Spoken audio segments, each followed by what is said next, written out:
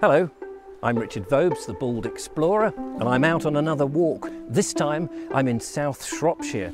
I'm down by the River Clun. And in fact, I'm in a town called Clun, because today, where is it? Here it is. Let's just quickly run round. I'm coming to have a look at Clun Castle. The remains of a Norman castle and later the Fitzalan Castle of the 13th century.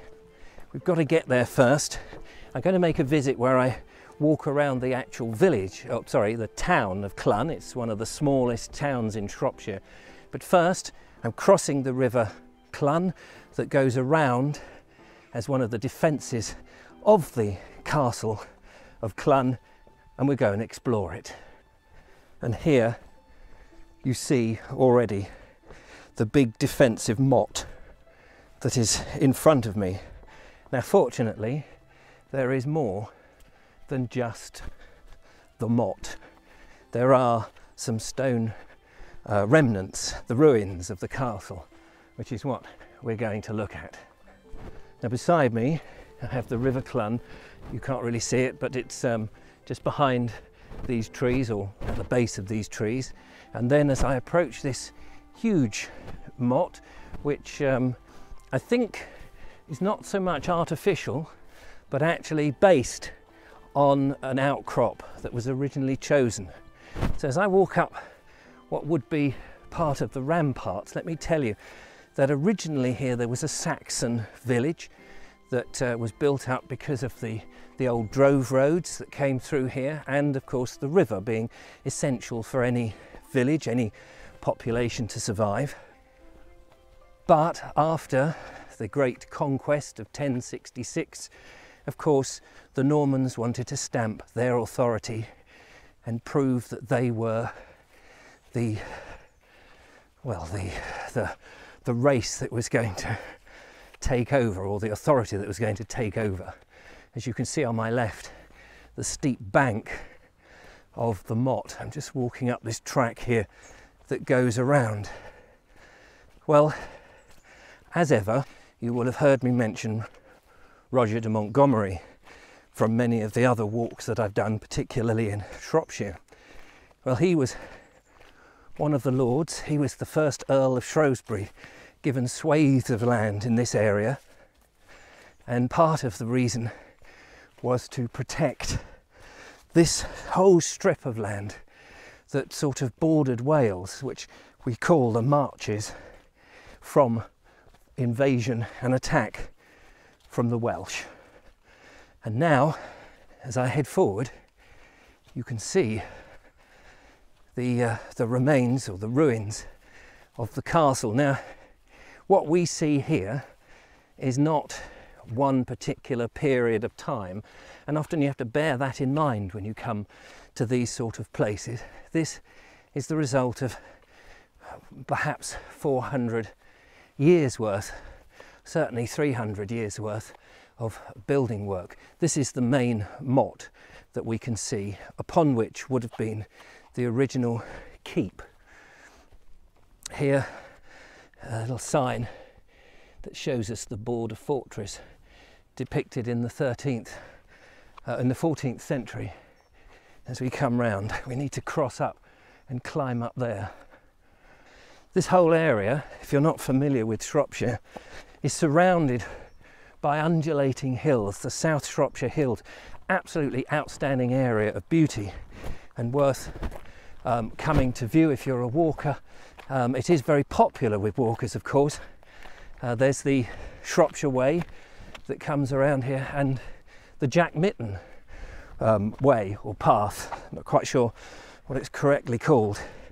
Anyway, I'm making my way slowly up towards these rather majestic ruins, but you can see how steep the defensive mounds and different areas slope off, which would have made it quite tricky originally as the Normans built their castle and their keep. One of the things that Clun is known for is its castle guard. Now, that means that not just a bunch of soldiers standing around guarding the castle, but actually knights who were employed.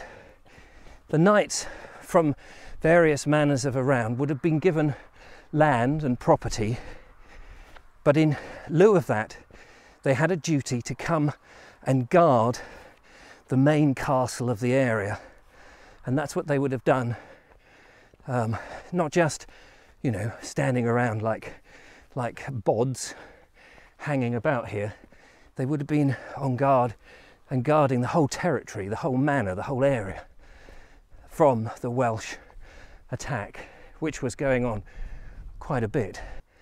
So in front of me is a later tower which was built by Richard FitzAlan. Before we get to that, you've got these outer bits which I believe are older, and these are part of the, I think, the original castle, the Norman castle that would have been here. And you can see the advantage of being here because you can see all around all the different areas. I have picked a rather bleak October day to come out and do this, but hey ho. But let's go over to the latter, the Great Tower as it's called, that was built I think around 1292, and we'll come in here through this little gate onto the scaffold. And as I come through, you'll notice that it's actually 80 foot tall, and it's on 4 layers. The 3 layers basically from here and above would have been the residence areas where his lordship would have resided and had various entertainment, a banquet hall no doubt, and bed chambers and guest chambers and that sort of thing. And below, down there, would have been the storeroom. And you can go right into this little alcove here and look. I think that's north. I'm not 100% sure. I feel that it's north. It's difficult to know where north is when the sun isn't shining, because without the sun shining, you can't work out what time of day it is. I mean, the sun is shining, but it's just hidden behind the clouds. But this is a fantastic, fabulous piece of ruins. Now, interestingly enough, all of this was owned by the FitzAlan family after the Norman invasion and the Norman conquest, as it were, and it wasn't then so much required as time went on to be a defensive castle. It was more a place to show off the wealth and to display the authority, as it were, because when it was fully built, we can tell that because there wasn't so many arrow slits as you would have expected, so that sort of helps to show. But in time, the FitzAlan family, who also had land down in West Sussex, or Sussex as it was then called, in Arundel, which I think possibly, and this is me speculating, the climate was probably nicer, it was probably warmer down south than up here, and they abandoned this. They had less to do up here, and so this fell into disuse. Let's go up to this tower here and have a look.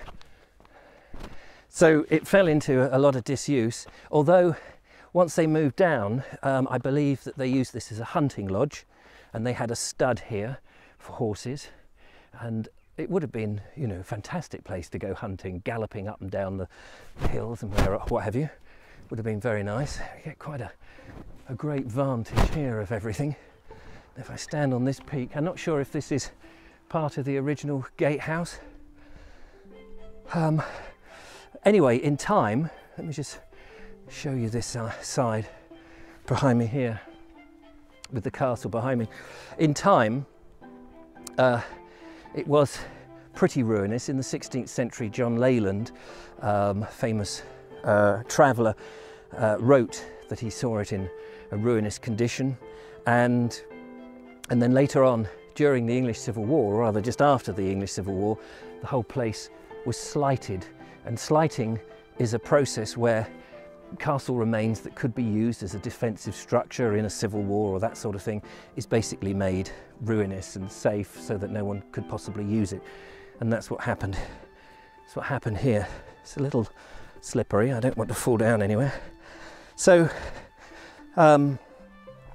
it wasn't really until the 1890s that what was left was sort of made safe, looked after a bit better, and is now what we see today. It's run by English Heritage, and it has these information boards which are useful, and it's definitely worth coming and have a look at. So it's only been a very brief look at this rather fantastic remains here in the depths of Clun, but I hope you found it interesting. If you enjoyed it and you're watching the video on YouTube, don't forget to subscribe, you'll get everything. If you're watching on Facebook, then like the Bald Explorer page, and do check out my other videos, put a comment, all the usual, and I look forward to seeing you on the next one, perhaps hopefully a brighter and sunnier day. Till then, goodbye.